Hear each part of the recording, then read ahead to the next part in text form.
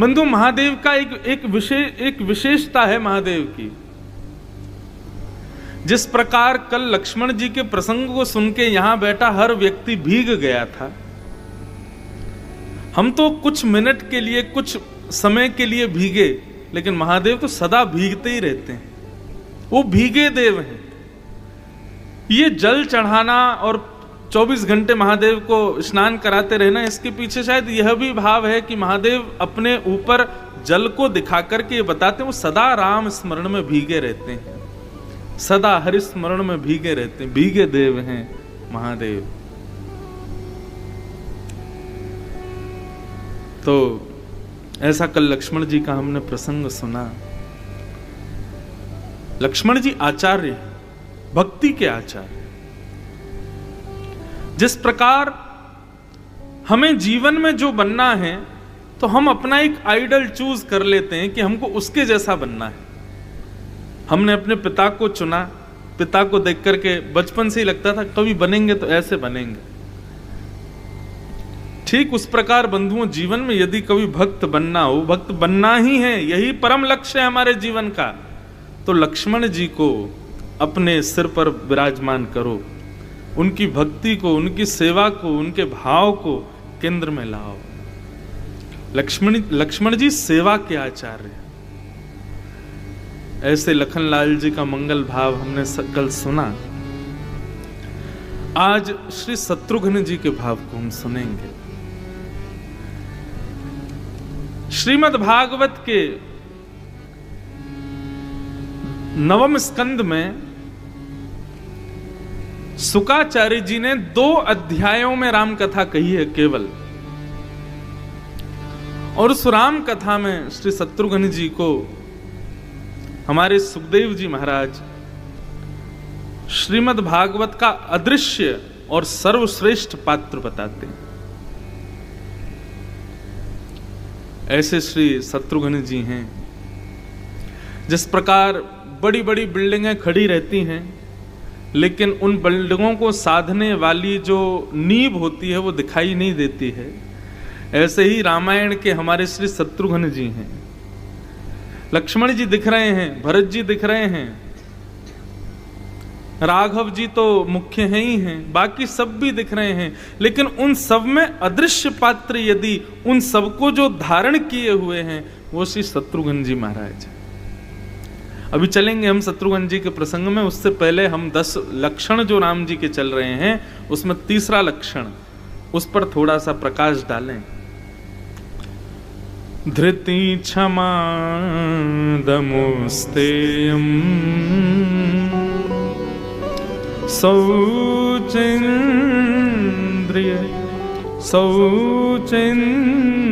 निग्रह धीवेद्या सत्यमक्रोध दशकं धर्मलक्षणम्। क्यों राम जी को धर्म का साक्षात स्वरूप बताया गया? क्योंकि वे 10 लक्षणों से परिपूर्ण हैं। प्रथम दिन हमने लक्षण सुना धृति, धैर्य। दूसरे दिन क्षमा, कल क्षमा का भाव सुना। और आज जो लक्षण हम राम जी का सुन रहे हैं वो है दम। दम का मतलब क्या होता है? अपनी इच्छाओं का दमन करना, इच्छाओं को मार देना, ये दम कहलाता है। कुछ देखने की इच्छा, कुछ सुनने की इच्छा, कुछ खाने की इच्छा, कुछ पहनने की इच्छा, कुछ करने की इच्छा, अपने देह के पोषण की जितनी भी इच्छाएं हमारे हृदय में प्रकट होती हैं बंधुओं, जब हम उनको पूर्ण करने लग जाते हैं, वो इच्छा ही धीरे धीरे हमसे पाप कराने लग जाती है। इसलिए हमारे शास्त्रों में कहा कि अपनी इच्छाओं को रोको। पूज्य पिताजी महाराज तो कथा में गाते हैं, देखना इंद्रियों के ना घोड़े भगे, कब? उनमें हरदम जो संयम के कोड़े पड़े, अपने रथ को सुमार्ग लगाते चलो, कृष्ण गोविंद गोपाल गाते चलो।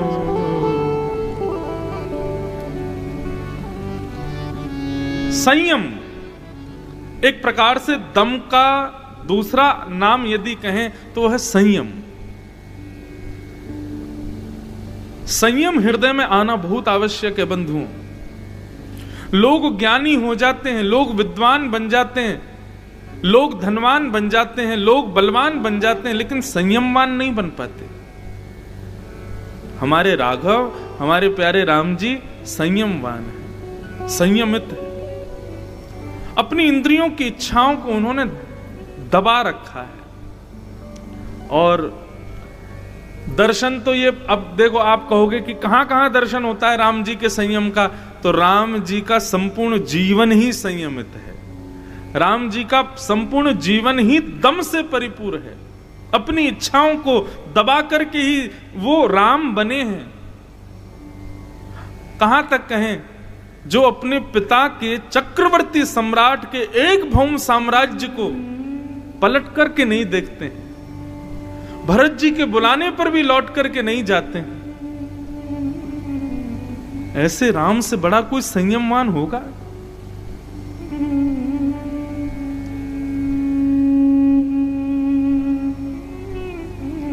अत्यंत संयमित हैं, संयम से रहते हैं, दम को प्रकाशित करते हैं। लेकिन हमने कुछ प्रसंग, अब बहुत ढूंढना पड़ता है तब जाके कुछ मिलता है, तो रात्रि में प्रसंग ध्यान में आया जब शूर्पणखा श्री राघव के सामने आती है और वहां जो राम जी अपने संयमता का, और केवल राम जी नहीं, वहां लक्ष्मण जी का भी संयम देखो। और आपको पता है प्रसंग शुरू कहां से होता है? प्रसंग शुरू होता है कि राम जी लक्ष्मण जी को प्रवचन सुना रहे हैं। इतना सुंदर भाव। कल मैं बता रहा था ना, लक्ष्मण जी को जब भी अवसर मिलता है तो लक्ष्मण जी की एक ही इच्छा रहती है, क्या? वो राम जी के चरणों में जाकर के बैठते हैं और कहते हैं, भैया अभी अगर कोई विशेष कार्य ना हो, अवकाश हो, तो आप कृपा करके कुछ मधुर वचन सुनाइए। तब राम जी उनको कुछ सुनाते हैं। तो वहीं से हम प्रसंग को, अरण्य कांड का भाव है, राम जी बैठे हैं परन कुटी पर और सामने सन्मुख हाथ जोड़ करके लक्ष्मण जी बैठे हैं। 14 वर्ष वन में कैसे बीत गए। सत्संग का क्षण जो होता है ना बंधुओं,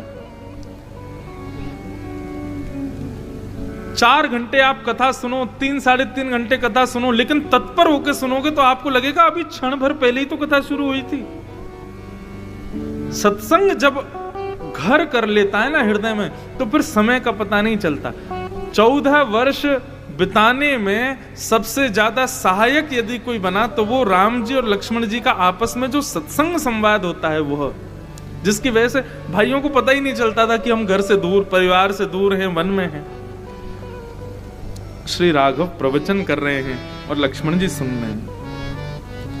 एक बार प्रभु सुख आसीना, एक बार प्रभु सुख आसीना, एक बार प्रभु सुख आसीना, एक बार प्रभु सुख आसीना। लक्ष्मण वचन कहे छलहीना, लक्ष्मण वचन कहे छलहीना। सुर नर मुनि सराचर साई, सुर नर मुनि सचराचर साई, सुर नर मुनि सचराचर साई, सुर नर मुनि सचराचर साई। मैं पूछूं निज प्रभु की नाई, मैं पूछूं निज प्रभु की नाई। कहूं ज्ञान अरु माया, कहूँ ज्ञान विराग अरु माया, कहूँ सो भगति करहूँ जे हिदाया, कहूँ सो भगति करहूँ जे हिदाया। राम जी आसन पर विराजे हैं और लक्ष्मण जी चरणों में प्रणाम करते हैं और कहते हैं, देवताओं के, संतों के, मानवों के प्रेरणा स्रोत आप साक्षात भगवान हैं। मैं आपके चरणों में प्रणाम करते हुए कुछ जानना चाहता हूं। राम जी बोले, पूछो क्या सुनना है। बोले, महाराज, माया, ज्ञान, वैराग्य और भक्ति, इन चारों के विषय में आप मुझे कुछ सुनाइए। बंधुओं, ज्ञान किसे कहते हैं? आपकी दृष्टि में ज्ञान क्या है बताइए। यदि ज्ञान का मतलब बहुत ज्यादा नॉलेज होना है तो रावण के पास में वो था। रावण को बहुत नॉलेज थी, उसको सब पता था, बहुत बड़ा विद्वान था रावण, साधारण नहीं था। पर आपकी दृष्टि में ज्ञान है क्या, इसको पहले विशेष रूप से समझिए। ज्ञान कहते किसको हैं? आध्यात्मिक स्तर पर ज्ञान कहते हैं माया और ईश्वर को अलग अलग समझना, ये आध्यात्मिक ज्ञान है। और भौतिक ज्ञान क्या है? सत्य और असत्य का बोध होना, यह भौतिक ज्ञान है। मेरे लिए क्या सही है और क्या गलत है यह पता चल जाना, यह भौतिक ज्ञान है। तंबाकू के पैकेट पे बाहर लिखा रहता है टबैको किल्स, तंबाकू खाओगे तो मर जाओगे, लेकिन व्यक्ति फिर भी पुड़िया फाड़ता है, खा जाता है। इसका मतलब क्या है? ज्ञानी नहीं है वो। अरे जिसको तुम खा रहे हो वो खुद मना कर रहा है, मुझे मत खाओ, मैं तुमको मार दूंगा, तुम्हारे प्राण ले लूंगा, लेकिन फिर भी नहीं मान रहे हैं लोग, खा जाते हैं उसको। मेरे लिए क्या उचित है, क्या गलत है, इसका बोध होना, यह भौतिक ज्ञान है। और माया और परमात्मा ये दोनों अलग अलग हैं, यह आध्यात्मिक ज्ञान है।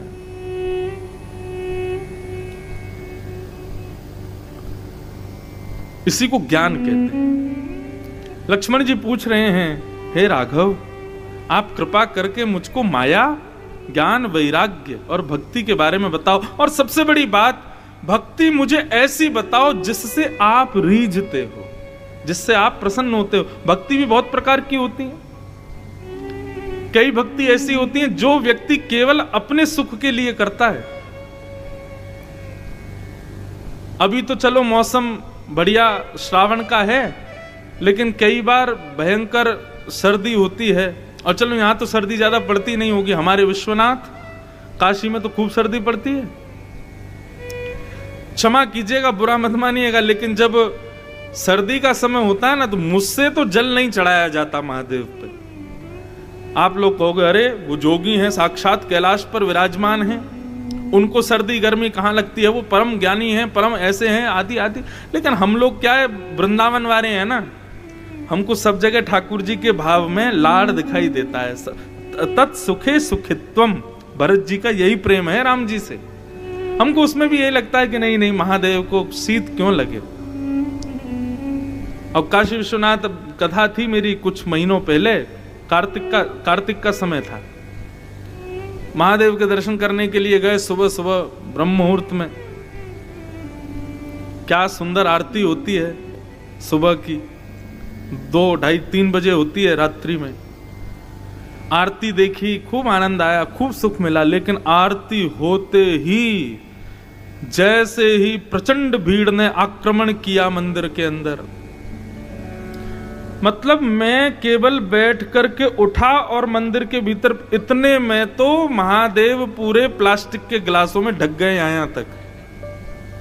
जिसको जहां से मिल रही है जगह वहीं से फेंक रहा है शंकर जी पे। ये ज्ञान है? नहीं। यदि आपकी भक्ति में निष्ठा है, आपके पास ज्ञान है, तो मैं सत्य बताऊं, आपको जल ले जाने की भी आवश्यकता नहीं है। आपको दुग्ध ले जाने की भी आवश्यकता नहीं है, अपने मनोभाव से अभिषेक करो। शंकर जी पर नित्य जल चढ़ाना, दुग्ध चढ़ाना, पंचामृत चढ़ाना आदि आदि, ये उन लोगों के लिए है जिनके पास हृदय में कोई भाव नहीं है चढ़ाने को। गोस्वामी तुलसीदास जी ने जल से अभिषेक नहीं किया, गोस्वामी तुलसीदास जी ने पंचामृत से अभिषेक नहीं किया, गोस्वामी तुलसीदास जी ने अपनी मानस से अभिषेक किया है महादेव का, और महादेव ने उसको स्वीकार किया। कभी अपने हृदय के भाव से किसी नल का निकला हुआ जल, किसी नदी का जल, किसी सुंदर कुएं का जल ले जाकर के शंकर जी पर चढ़ाओगे, शंकर जी शायद प्रसन्न ना हो, लेकिन यदि विश्वनाथ को देख करके आपके नेत्र सजल हो गए और आंखों से अश्रुबिंद गिर गया, मान लेना कि महादेव प्रकट हो गए आपके सामने।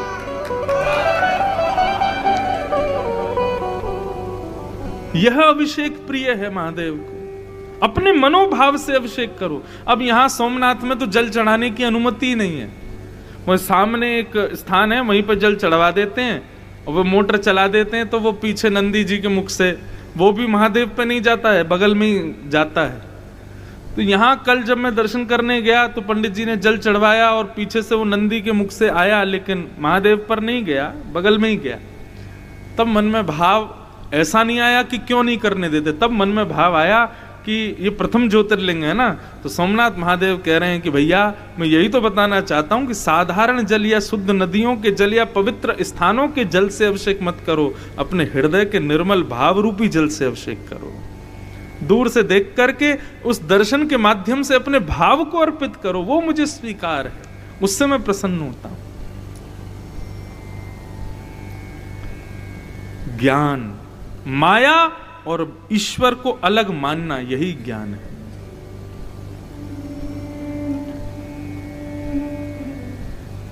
लक्ष्मण जी पूछ रहे हैं, राघव मुझे बताइए।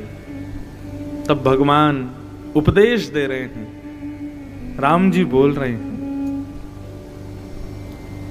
माया क्या है? मैं अरु मोर तोरते माया,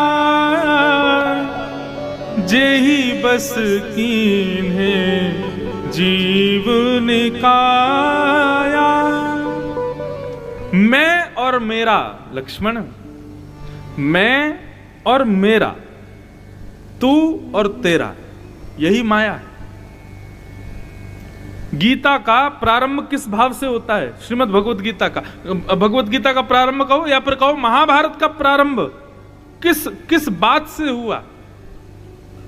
धर्म क्षेत्रे कुरुक्षेत्रे समवेता युयुत्सव मामका पांडवाश्चैव। यहां पर धृतराष्ट्र क्या कहता है? मामका। हे संजय, जरा बताओ तो धर्म क्षेत्र कुरुक्षेत्र में क्या हो रहा है, जरा देख के तो बताओ। पांडु के बेटे और मेरे बेटे क्या कर रहे हैं? अरे पांडु के बच्चे भी तुम्हारे ही बालक हैं, लेकिन वहां पर ये जो तेरा मेरा वाला भाव आता है, भगवान श्री राम कहते हैं यही माया है। तू है और ये सब तेरा है, मैं हूं और ये सब मेरा है, यही माया है, यही भाव माया है। स्थिति क्या होनी चाहिए? सबई भूमि गोपाल की, सब ठाकुर जी के हैं, मैं भी ठाकुर जी को। वो एक पद पंक्ति है ना, मैं नहीं मेरा नहीं यह तन किसी का है दिया, जो भी अपने पास है यह धन किसी का है दिया। अब आज की कथा में थोड़ा सा लीला लीला तो हम सुन ही रहे हैं, लेकिन भैया बीच बीच में ज्ञान का पुट भी लेना पड़ेगा। क्यों? केवल कथानक सुनोगे और उनके उपदेश नहीं सुनोगे तो काम बनने वाला नहीं है। सत्संग बहुत जरूरी, और जहां स्वयं श्री राम जी प्रवचन कर रहे हो उसको तो कैसे वंचित रहे हम उससे।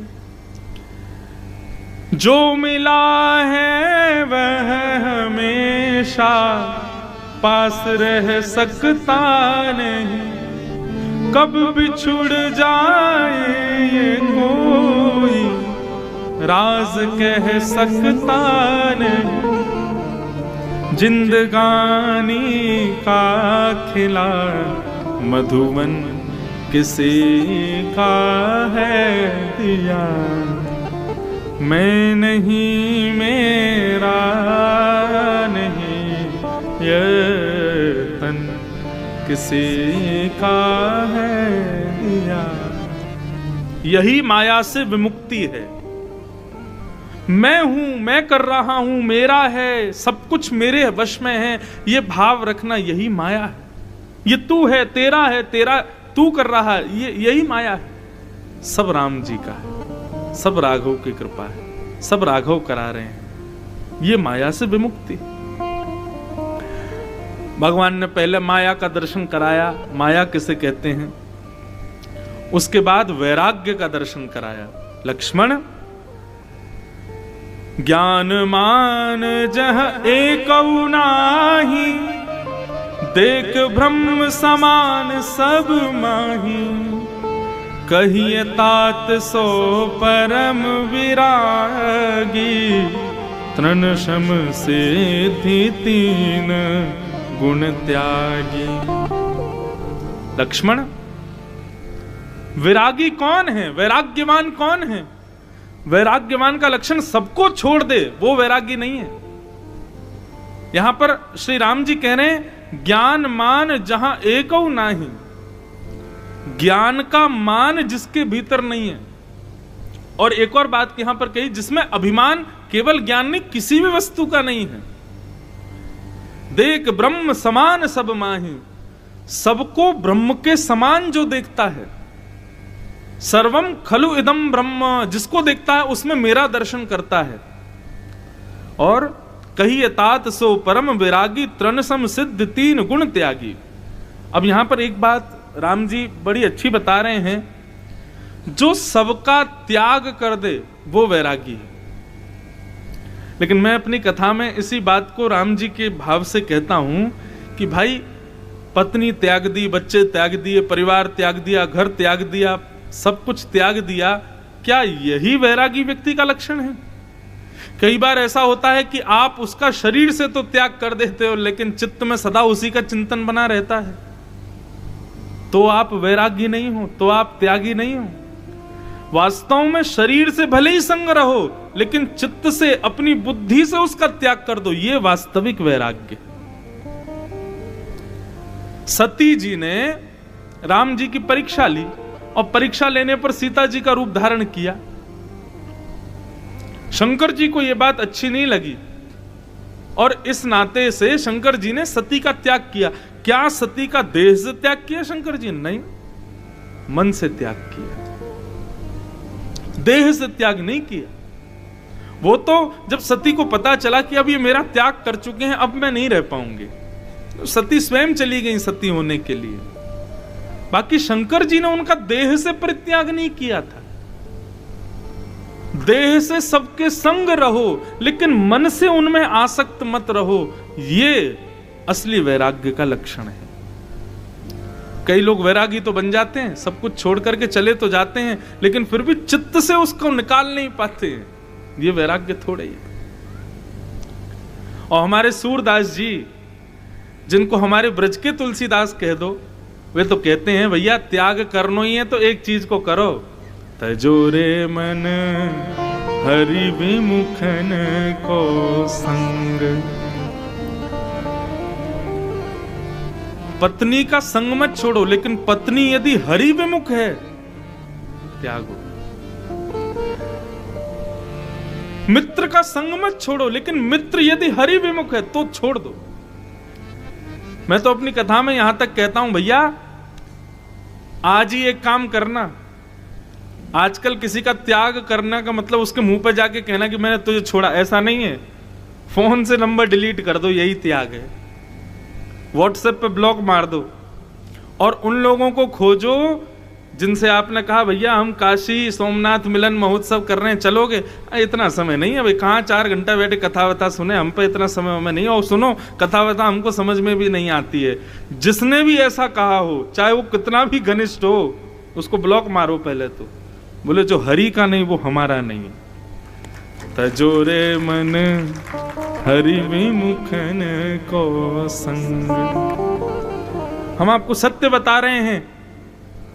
अपने हृदय की निर्मलता को यदि आपको अनुभव करना है कि मेरा हृदय निर्मल हो रहा है, तो हरि विमुख लोगों का त्याग करो। भले ही उससे आपको करोड़ों का फायदा हो, लेकिन उसका त्याग करो। सूरदास जी कहते हैं, जाके संग कुमति उपजत है, पड़त भजन में भंग। तजोरे मन हरि विमुखन को संग। तो एक प्रकार से श्री राम जी कहना चाह रहे हैं, भैया जो मेरे विमुख हैं, ऐसों का जो त्याग कर देता है वही वैरागी है, वही त्याग की प्रतिमूर्ति है। और फिर भक्ति का स्वभाव बताते हैं। जाते बेगी द्रवऊ में भाई, सो मम भगति भगत सुखदाई। जिसकी भक्ति से मैं प्रसन्न हो जाऊं, वास्तव में भक्ति वही है। हम अपनी मन इच्छा से, अपनी किसी परिकल्पना से हम ठाकुर जी की सेवा करते हैं, विश्वास मानिए वो भक्ति नहीं है। हमारी ऐसी सेवा हो जिससे श्याम सुंदर प्रसन्न हो, जिससे राघवेंद्र प्रसन्न हो, जिससे महादेव प्रसन्न हो, उसको भक्ति जानो। अब आप कहोगे महाराज जी हमको कैसे पता चले कि वो हमारी भक्ति से प्रसन्न है कि नहीं? दृष्टि में बदलाव आ जाएगा, स्वभाव में परिवर्तन आने लग जाएगा। हमारे अष्ट सखा कहते हैं कि ठाकुर जी आपकी भक्ति से प्रसन्न हैं, इस बात का प्रमाण क्या है? बोले, ताको मन भक्तन की सेवा। ठाकुर जी जब किसी से प्रसन्न होते हैं तो उस व्यक्ति का भक्तों की सेवा में बड़ी रुचि बढ़ जाती है, संतों को प्रणाम करने में उसकी बड़ी रुचि हो जाती है। श्रीमद् भागवत के प्रथम स्कंद में श्री सूत जी महाराज वर्णन करते हैं, और सूत जी वहां पर कहते हैं कि भैया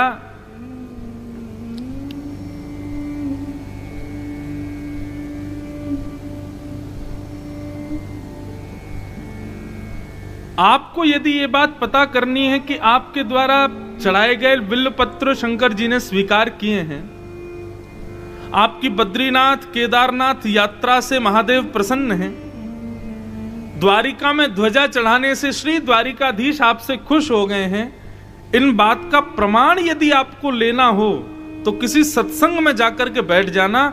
यदि उस सत्संग में आपका मन लगने लग जाए तो समझ जाना महादेव ने आपका बिल्वपत्र स्वीकार किया।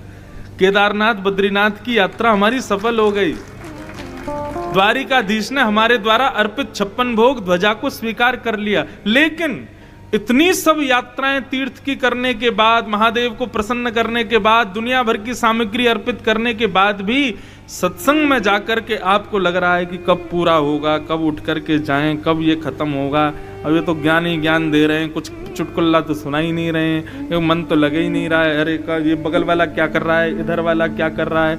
इस तरीके से कथा में जाकर के मन विचलित होने लग जाए तो माफ कीजिए, आपने चाहे 1000 बिल्वपत्र चढ़ाए हों, चाहे आपने चारों धाम 10 बार किए हों, चाहे आपने खूब ध्वजाएं चढ़ाई हों, खूब 56 भोग चढ़ाए हों, लेकिन भगवान के सुंदर कथा में आपकी रति नहीं हो रही है तो ये बात कन्फर्म है कि आपकी भक्ति से ठाकुर जी प्रसन्न नहीं है। लक्ष्मण, तुम मेरे साथ रहते हो, वन में मेरे साथ विचरण कर रहे हो, दिन भर मेरा दर्शन करते हो, उसके बाद भी तुम्हारे हृदय में इच्छा होती है कि मुझे आप कुछ सद्ज्ञान दीजिए। ये इस बात का प्रमाण है कि मैं तुमसे प्रसन्न हूं। सत्संग सुनने की इच्छा मेरी प्राप्ति के बाद भी हो। अब लोगों को कहां तक बताएं महाराज, जैसे किसी को पता चलता ना कथा हो रही है, अब कथा हो रही है, ये सुनते ही अपने 100 काम बाद में छोड़, पहले आते हैं कथाओं में, कितनी जगह कथाओं में आते हैं। यहाँ भी कई लोग, हमारे राजकोट से एक परिवार तो पूरा सब काम छोड़ के यहीं है, आज भी एक परिवार राजकोट से आया है, सब काम छोड़ के, अहमदाबाद से आ रहे हैं, कहाँ कहाँ से लोग आ रहे हैं, बोले वहाँ कथा हो रही है, हम चलेंगे। आप सब तो काशी से ही आए हो, सब छोड़ छाड़ के आए हो, कथा सुनने के लिए ही आए हो, और कोई काम नहीं है। तो इस बात को आप मान लीजिए कि महादेव आपसे प्रसन्न हैं, इसीलिए आए हो। कथा में रति बनना, ये इस बात का प्रमाण है कि जाते बेगी द्रवऊ में भाई, जिससे मैं प्रसन्न हो जाऊं, सो मम भगति भगत सुखदाई, वही मेरी भक्ति है जिससे मैं प्रसन्न हो जाऊं। और ठाकुर जी की प्रसन्नता का द्योतक है सत्संग में रुचि होना, कथा में मन लगना।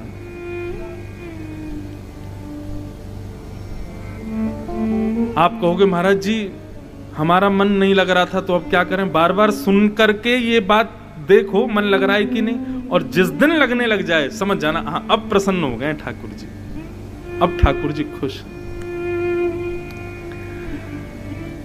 भगति तात अनुपम सुख मूला, मिले जो संत होए अनुकूला।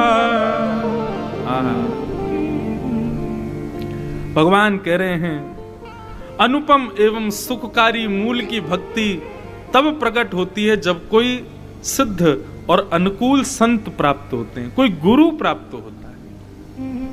लक्ष्मण, भक्ति का बीज हमारे हृदय में कोई अनुकूल महात्मा ही आकर के बोता है। ऐसे कोई गुरु मिल जाएं जिनके आते ही हमारे हृदय में भक्ति के भाव उत्पन्न हो, हमारे बार बार स्थिति बने, हम सोमनाथ जाएं, द्वारिका जाएं, बद्रीनाथ जाएं, केदारनाथ जाएं, ये किसी गुरु के मिलने पर ही संभव है। बिना गुरु के मिलने पर किसी व्यक्ति के हृदय में ये कामना कभी उत्पन्न नहीं होती। इसलिए लक्ष्मण, मेरी भक्ति को पाना चाहते हैं तो संत जनों के, कथा वक्ताओं के, विप्र ब्राह्मणों के, वैष्णवों के चरणों में आश्रय लो, वे कृपा करेंगे तभी मेरी भक्ति प्राप्त होगी। एक प्रकार से यहाँ लक्ष्मण जी और राम जी का जो संवाद है, जब मैं पढ़ रहा था ना तो मुझे श्रीमद् भागवत में कपिल देवहूति संवाद याद आ रहा था। वहां पर देवहूति जी को ठीक इसी प्रकार भगवान कपिल समझाते हैं। वहां पर भी देवहूति माता को कपिल भगवान कहते हैं, मां यदि मन को एकाग्र करना है तो उसके लिए 5 गुण जिसमें हो उसका संग करो। अच्छा, अभी अभी हमने एक बात कही, सूरदास जी कहते हैं तजोरे मन हरि विमुखन को संग, जो हरि से विमुख कराने वाले उनका संग त्यागो। तो फिर किसका संग करें? संग किसका करें? आप कहो त्रिपुंडधारियों का संग करो, ऊर्ध्वपुंडधारियों का संग करो, संत भेषधारियों का संग करो, तो महाराज जी आप कहीं ये तो नहीं भूल गए हो कि रावण भी संत भेष में आया था सीता जी का हरण करने के लिए। सीता जी तो इसी भावना से गई थी कि कोई महात्मा होगा, कोई भक्त होगा, कोई वैष्णव होगा। तो आजकल भी कई रावण चोला पहन करके घूम रहे हैं संत का। आप कह रहे हैं कि संत का संग करो, लेकिन संत बाह्य भेष से तो पता नहीं चलता आजकल की ये संत है कि नहीं है। तिलक तो कोई भी लगा, हमारे वृंदावन में तो महाराज पूछो ही मत, अभी ऐसी भीड़ पहुंची है दुनिया भर की, और सब मुंह पर गालों पर राधे राधे लिखवा लेते हैं और खूब बढ़िया तिलक फोटा लगा के सुंदर और धोती पजामा पहन के घूमते हैं, और उनको देख के लगता है भाई यही वैष्णव होंगे। क्या करें, कैसे पहचाने कि ये संग करने योग्य व्यक्ति है कि नहीं? सीधी बात, संत का मतलब कोई विरक्ति, कोई जटा वाला ये संत नहीं होता। 5 गुण जिसमें हो, यदि वो व्यक्ति पैंट भी पहनता है तो वो संत है। और वो 5 गुण कौन कौन से भगवान कपिल समझाते हैं। तितिक्षव कारुणिका श्रुहृदय सर्वदेहिनां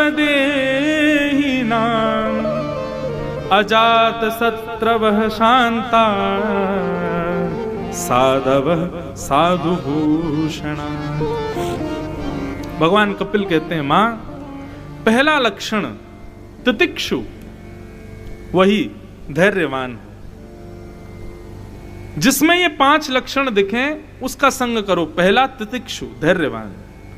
दूसरा लक्षण कारुणिका, करुणा हो हृदय में, दया हो, तितिक्षुता हो, दया हो। सुहृदः सर्वदेहिनाम, सभी देहधारियों का सुहृद मतलब अच्छा सोचने वाला हो। केवल मैं और मेरे बच्चे खुश रहें, मैं और मेरा परिवार प्रसन्न रहे, पड़ोसी के ऊपर चाहे पहाड़ गिर जाए इससे कोई मतलब नहीं है मुझको, इस प्रकार के भाव वाला नहीं, सबका हित सोचने वाला हो। अजात शत्रवः, किसी से शत्रुता ना रखता हो। और शांता, अंतिम लक्षण मौन रहता हो, कम बोलता हो, बहुत चुप रहता हो। ये 5 लक्षण जिसमें हो उसका संग करना प्रारंभ करो। ये 5 लक्षण जिसमें हो वास्तव में संत वही है, यही संत का श्रृंगार है। जटाएं होना, पीले वस्त्र होना, तिलक त्रिपुंड होना, ये संत का भेष थोड़ा ही है। ये बाह्य भेष हो सकता, आंतरिक ये 5 लक्षण होने चाहिए। आप कहो महाराज जी अगर ये 5 किसी में ना दिखें तो अपने अंदर लाओ, तो अपने भीतर लाओ इन 5 को। इस प्रकार भगवान यहां पर लक्ष्मण जी को समझा रहे थे। इतने में ही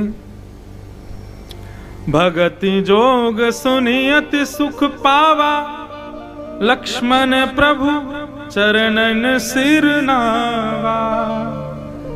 ये भक्ति योग की सुंदर चर्चा सुनकर के लक्ष्मण जी अत्यंत प्रसन्न हो गए और राम जी के चरणों में सर रख करके बारंबार प्रणाम करने लगे। नेत्र आंसुओं से भर गए, बोले जय हो रघुनंदन, आपके सुंदर प्रवचन सुनकर के, वचन सुनकर के मन आनंदित हो जाता है, बिल्कुल शोक नहीं होता वन में आने का। और याद आती है सुमित्रा जी की बात लक्ष्मण जी को कि मां सही कह रही थी कि तेरे भाग्य हैं जो लक्ष्मण जी के साथ, तेरे भाग्य के लिए राम जी वन में जा रहे हैं। मुझे सत्य में लगता है आप मेरे लिए ही आए हो ना। इस प्रकार प्रेम वार्ता चल रही थी। इतने में ही आहा, सुपन खारा बन की बहनी, सुपन खारा बन की दुष्ट हृदय दारुण जस अहिनी, दुष्ट हृदय दारुण जस। पंचवती सो गई एक बारा, पंचवती सो गई एक बारा, पंचवती सो गई एक बारा, पंचवटी सो गई एक बारा। देख विकल भई जुगल कुमारा, देख विकल भई जुगल कुमारा, देख विकल भई युगल कुमारा, देख विकल भई युगल कुमारा। सुपन खारा बन के बहनी, सुपन खारा बन के बहनी, ओ दुष्ट हृदय दारुण जस, दुष्ट हृदय दारुण जस।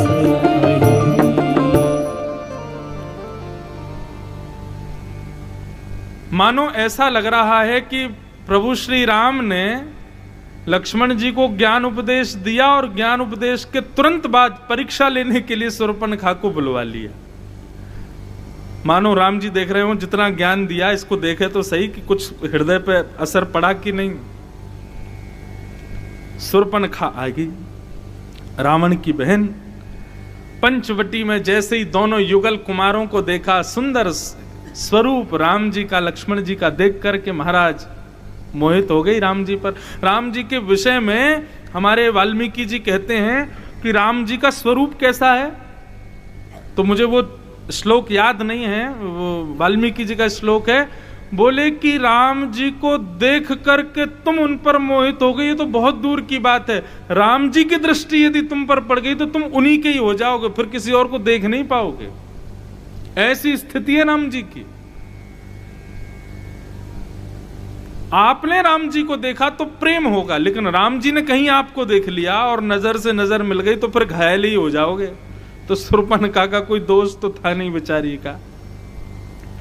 शूर्पणखा ने तो देखा एक गौर वर्ण एक श्याम वर्ण, दोनों पंचवती के वनों में घूम रहे हैं। देख करके उसके मन में अभिलाषा हो गई, आहा इतने सुंदर पति मिल जाएं तो फिर कहना ही क्या।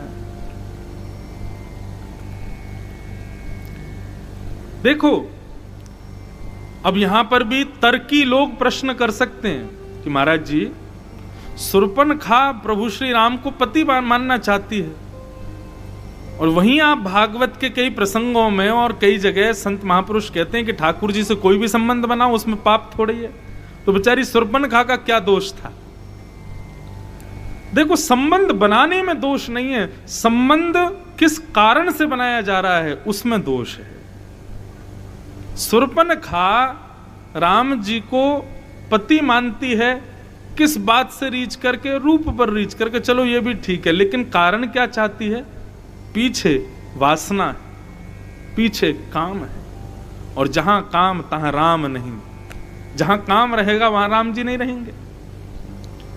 और जब अज्ञान होता है हमारे हृदय में तब हम रूप पर मोहित होकर के आकर्षित होते हैं। माफ कीजिएगा, हमारे वृंदावन बिहारी लाल के केवल रूप देख करके आसक्त हो रहे हो और ये जानते नहीं कि उनका रूप किस भाव से, ज्ञान नहीं है, तो आप अपने उद्धार में वंचित रहोगे। रूप पर आसक्त होना परंतु ज्ञान सहित आसक्त होना तब आपके उद्धार का कारण बनेगा, नहीं तो शूर्पणखा जैसे नाक कान कटेंगे। रूप पर आसक्त हो गई और आसक्त होकर के, चलो आसक्त हो गई, विवाह करने का मन आ गया, यहां तक भी ठीक है, फिर गलती क्या करी। रुचिर रूप धरी प्रभु पही जाई, ये गलती की। जैसी थी वैसी नहीं गई। रुचिर रूप, ठाकुर जी लुभा जाएं, ठाकुर जी आसक्त हो जाएं, ऐसा रूप बना करके ठाकुर जी के पास गई है। ठाकुर जी के सन्मुख तो जैसे हो वैसे जाओ। यहां पर मेरा मंतव्य श्रृंगार से नहीं है, मेरा मंतव्य हृदय से है। हृदय चाहे हमारा काम से भरा है, क्रोध से भरा है, लोभ से भरा है, मोह से भरा है, जैसा भी है हमारा हृदय वैसे लेकर के जाओ। उस पर ज्यादा लीपापोती करके मत जाओ, उसको छुपा करके मत जाओ ठाकुर जी के सामने। क्यों? वैद्य के सामने रोग को प्रकट करके जाओगे तभी चिकित्सा होगी, और वैद्य से छुपा करके जाओगे दूसरी दवाई मिल जाएगी, बल्कि रिएक्शन हो जाएगा और ज्यादा रोग बढ़ जाएगा। तो इसलिए वैद्य के सामने तो अपने रोग को प्रकट करके जाओ। ये महादेव वैद्य हैं, श्री कृष्ण वैद्य हैं, राम वैद्य हैं। वैद्य के सामने तो अपने अवगुण को केंद्र में लेकर के जाओ। नाथ, मैं दुनिया के सामने बहुत भोला बनता हूं, मैं दुनिया के सामने बहुत सीधा बनता हूं, दुनिया के सामने बहुत ज्ञानी बनता हूं, लेकिन मेरे अंदर सब आप जानते हो, बहुत कामी हूं, बहुत क्रोधी हूं। पड़ोसी मेरे को एक आंख नहीं सुहाता है, किसी को बढ़ता देख मेरे अंदर ईर्ष्या प्रकट होने लग जाती है, बहुत क्रोध है मेरे अंदर, पत्नी से बहुत लड़ता हूं, बच्चों पर बहुत गुस्सा करता हूं। नाथ, कभी कभी लोभ भी मेरे अंदर आ जाता है, दूसरे के धन को देख करके, दूसरे के वस्तु को देख करके इच्छा प्रकट होती है मेरे पास भी ऐसा हो। इन सब का हे नाथ चिकित्सा करो, मैं जैसा हूं मुझे ठीक करो। इस प्रकार से प्रार्थना करोगे, ठाकुर जी के सामने जाके अपने अवगुण बताओगे, तभी तो चिकित्सा होगी। लेकिन हम कैसे बन के जाते हैं? परम सुंदर, परम सुखद, अगल बगल वालों को भी दिखाते हैं हमसे बड़ो भक्त थोड़ा ही है तू कहां का जल लेके आया? बोले हम तो टोंटी से, हम तो गंगोत्री से जल मंगाया शंकर जी पर चढ़ाने के लिए, वहां पर भी होड़ लगी है भक्ति में, हम तुझसे आगे। चिकित्सा कैसे होगी फिर आपकी? जैसे हो वैसे जाओ। शूर्पणखा रूप बदल करके गई और मंद मंद मुस्कुराने लगी। राम जी भी उसको देख के मुस्कुरा गए, लक्ष्मण जी भी मुस्कुरा गए। तब समीप आकर के बोली, आपसे कुछ कहना है। राम जी बोले बोलो। बोले, तुम सम पुरुष नामो सम नारी, यह संयोग विधि रचा विचारी। मुझे ऐसा लगता है आप जैसा सुंदर पुरुष और आप जैसे सुंदर पुरुष के लिए मुझ जैसी सुंदर नारी इस संसार में और कोई नहीं होगी। ये तुम्हारे बगल में जो बैठी है बड़कल वेश धारण करके, ना श्रृंगार है, ना आभूषण है, ना कुछ है, इसको छोड़ो। दोनों मिलकर के इसका काम तमाम कर देंगे। आप मेरे से ब्याह कर लो, बढ़िया महल मिलेगा, आदि आदि सब प्रलोभन राम जी को देने लग गई। देखो मानव स्वभाव क्या है, हमको ये स्वभाव ही तो देखना है यहां पर राम जी का। मानव स्वभाव क्या है? मानव जानता है कि ये सामने वाला जो मुझको प्रलोभन दे रहा है ये गलत है, लेकिन फिर भी इसका परिणाम अच्छा होगा, इसलिए वो उसके प्रति आसक्त हो जाता है, उस क्रिया को कर लेता है। बुरा मत मानिएगा, बुरा करने से पहले हम सबको पता होता है कि ये गलत है। ऐसा नहीं हो सकता कि गलती करते समय हमको ना पता हो कि ये गलत है, लेकिन फिर भी लोग गलती करते हैं। क्यों?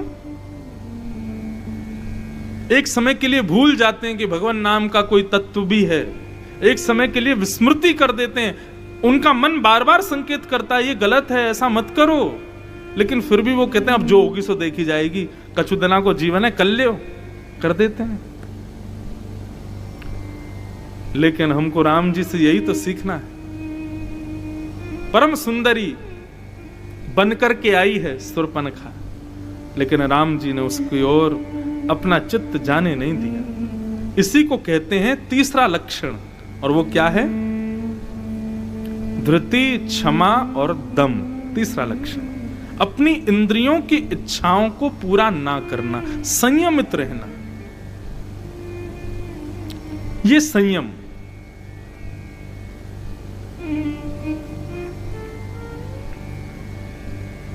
नहीं हुए आसक्त। बोले क्षमा करो, हम एक पत्नी व्रती हैं, हमने इनसे ब्याह किया, जीवन भर इनके साथ रहने का ही हमारा संकल्प है, इसलिए हम आपसे ब्याह नहीं कर सकते।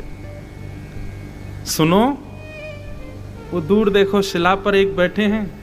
बोले हाँ, हमारा तो रंग फिर भी काला है, हम तो फिर भी सांवले हैं, ये भी इन्होंने ब्याह कर लिया हमसे जैसे तैसे, नहीं तो हमारा रंग तो कोई साफ है नहीं। वो देखो कितने गोरे चमक रहे हैं, बिल्कुल बढ़िया मणि की तरह। उनके संग जब तुम सभाओं में जाया करोगी, उनके संग जब रथ पर बैठ करके निकला करोगी, तो देखो सब केवल तुम्हारी प्रशंसा करें, उससे काम नहीं बनेगा ना। सब यूं कहेंगे अरे वाह शूर्पणखा पति बहुत ढूंढ के लाई है, देखो क्या रंग है, क्या रूप है, क्या नैन नक्श है। लक्ष्मण जी कोई कम थोड़ी है, एक जैसे ही हैं राम लक्ष्मण, बस राम जी सांवले हैं, लक्ष्मण जी थोड़े गोरे हैं। बोले अकेली तुम्हारी प्रशंसा होगी यदि मुझसे ब्याह करोगी, लेकिन उनके साथ ब्याह करोगी तो सब जगह वाहवाही होगी, वाह शूर्पणखा तुम सुंदर, तुम्हारे पति तुमसे भी सुंदर, तुम्हारा यश और बढ़ेगा। और सुनो, इनका तो ब्याह भी नहीं हुआ है। अच्छा, अब राम जी यहां क्या कर रहे हैं? ये परीक्षा ले रहे हैं राम जी, देखें तो सही, और सबको दिखा भी रहे हैं। देखो भाई, हमारे आश्रय में, ज्ञान के आश्रय में रहने वाले उस सेवक को भी देखो, वह भी अपनी इंद्रियों पर विजय प्राप्त कर चुका है। मम अनुरूप पुरुष जग माही, देख खोज लोक तिनु नाही। यह बात शूर्पणखा कहती है कि मेरे लिए पुरुष पूरे विश्व में ढूंढने से भी नहीं मिलेगा। ताते अब लग रही कुमारी, मनुमाना कछु तुम ही निहारी। मेरे समान ढूंढने पर भी मेरे लिए कोई पुरुष नहीं मिला, इसीलिए मैं अभी तक कुमारी हूं। आपको देख करके मुझे लगता है कि आप ही सर्वस्व। राम जी बोले वहां जाओ, वहां प्रयास करके देखो। शूर्पणखा लक्ष्मण जी के पास गई। लक्ष्मण जी बोले कहिए। बोले ब्याह करना है आपके साथ। बोले हमारे साथ ब्याह करना है? बोले हाँ, आपके भैया थोड़े सांवले हैं, उनके साथ रथ में बैठूंगी तो मेरी शोभा नहीं बनेगी, सभाओं में जाऊंगी तो मेरी शोभा नहीं बनेगी, इसलिए मैंने उनको, और उनका ब्याह भी हो चुका है,